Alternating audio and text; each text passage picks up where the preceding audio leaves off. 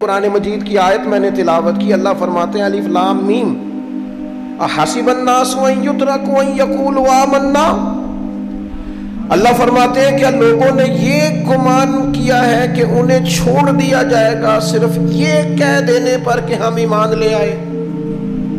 انہوں نے کہا ہم ایمان لے آئے تو اب انہیں چھوڑ دیا جائے گا، بس ختم، اتنی بات پر چھوڑ دیا جائے گا۔ وہم لا یفتنون، اور انہیں آزمایا ہی نہیں جائے گا۔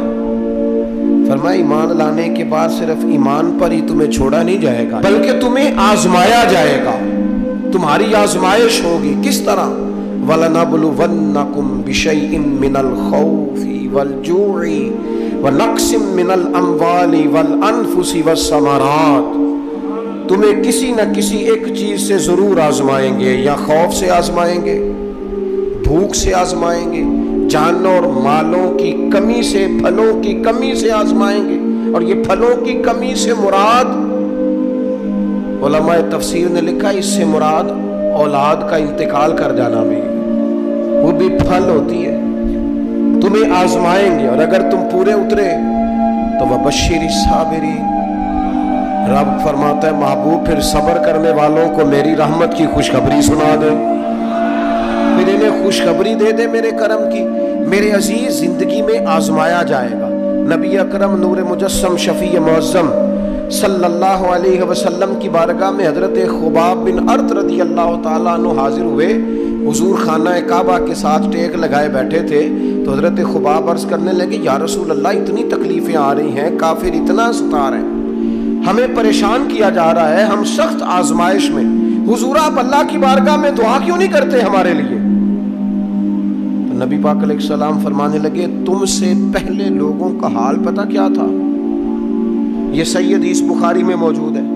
فرمایا تم سے پہلے لوگوں کا حال یہ تھا کہ انہیں گھڑے کے اندر رکھ کے ان کے جسم کو مٹی سے دبا کے پھر ان کے سروں پر آریاں رکھ کے چیر دیا جاتا تھا، لیکن پھر بھی وہ اپنے دین سے ہٹا نہیں کرتے۔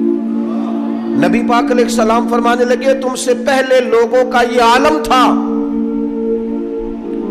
کہ ان کے جسم لوہے کی کنگھیوں سے کریت دیے جاتے تھے، ان کا گوشت اتار دیا جاتا تھا، لیکن وہ اپنے دین سے ہٹنے کو تیار نہیں ہوتے تھے۔ یاری تیری سونے پر ازمائشاں تیریاں اگ، اے سونا پرکھیا جامدہ ہی پہلو نال اگاں دے لگ۔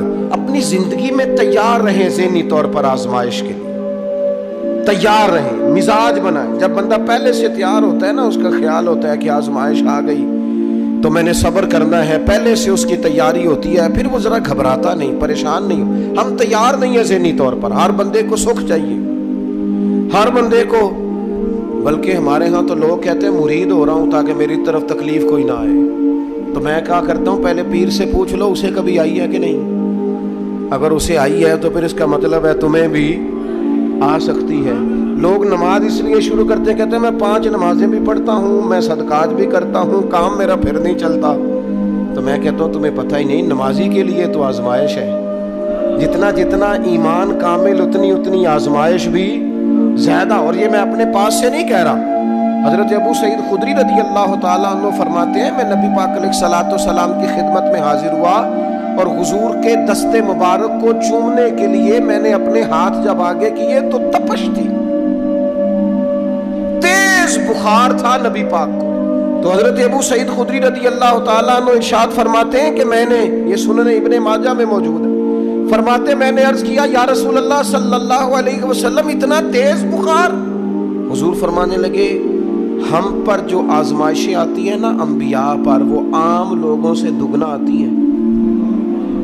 یہ تو لاڈلے ہیں، یہ تو محبوب ہیں اللہ کے۔ فرمایا عام لوگوں سے دگنی آزمائش آتی ہے، لیکن فرمایا ہمارا رب بڑا کریم ہے، ہمیں اجر بھی ڈبل ہی عطا کرتا ہے، ہمیں اجر بھی ڈبل ہی عطا کرتا ہے۔ تو حضرت ابو سعید خدری کہتے ہیں موقع اچھا تھا، میں نے ایک سوال بھی کر دیا، میں نے کہا یا رسول اللہ صلی اللہ علیہ وسلم بتائیے نا بھلا دنیا میں زیادہ آزمائشیں کن کو آتی ہیں؟ تو حضور فرمانے لگے سب سے زیادہ آزمائشیں اللہ کے انبیاء کو آتی ہیں، نبیوں کو آتی ہیں۔ حضور اس کے بعد فرمایا اس کے بعد جو ان کے زیادہ قریب ہوتا ہے اسے آتی ہے۔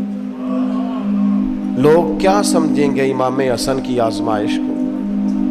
لوگ کیسے سمجھیں گے سیدنا امام حسین کی آزمائش کو؟ فرمایا جو ان کے زیادہ قریب ہوتا ہے اسے زیادہ آزمائش آتی ہے. تو حضور کے سب سے قریب تو امام حسن ہے نا، امام حسین ہے نا. تو کیا سمجھتا ہے قربت بس نسبت کے اظہار کا نام ہے اور بڑے لطف کے ساتھ زندگی گزارنے کا نام ہے؟ تو نبی پاک علیہ الصلوۃ والسلام نے فرمایا بات بڑی مزے کی ہے. فرمایا پھر اللہ کے بعض بندے تو ایسے ہوتے ہیں جنہیں اللہ فقر میں مبتلا کر دیتا ہے. فرمایا ان کے پاس صرف ایک چادر رہ جاتی ہے، اتنا فقر ان کے پاس آتا ہے.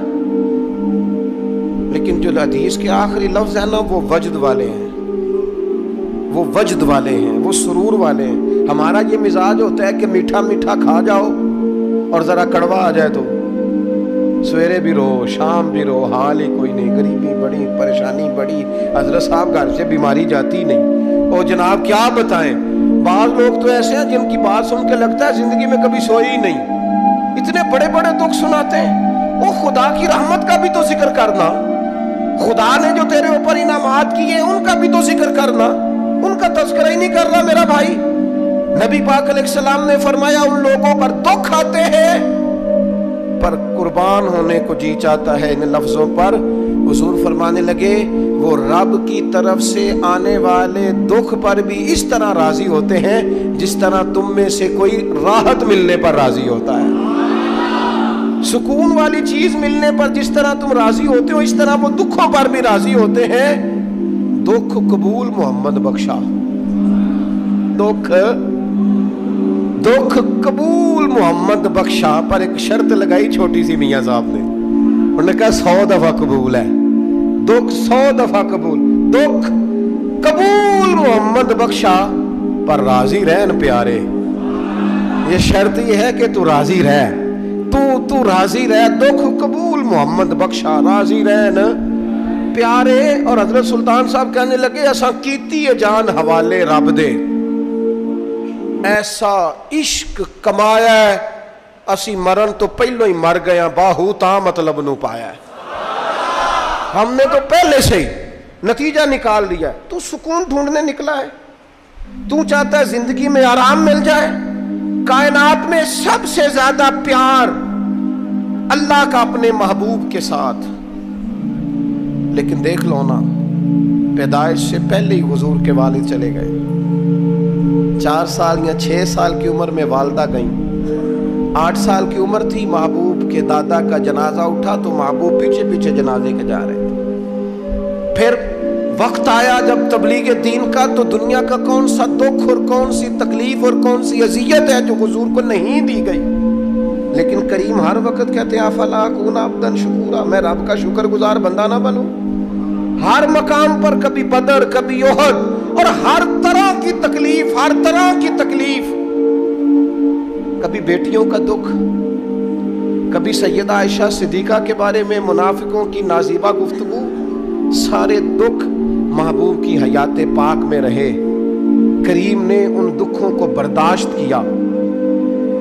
پھر آپ دیکھ لیں دور حضرت صدیق اکبر کا آیا تو حضرت ابوبکر صدیق اس امت میں نبیوں کے بعد سب سے بڑا درجہ رکھتے ہیں.